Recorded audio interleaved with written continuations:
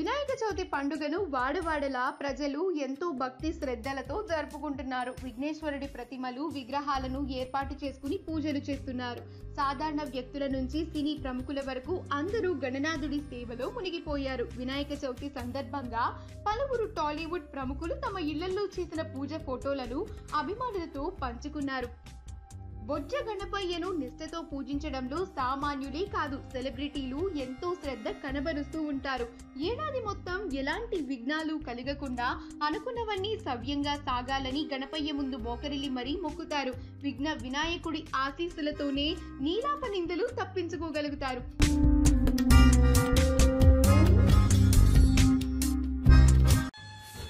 అందరికీ వినాయక చవితి శుభాకాంక్షలు. Lots of love.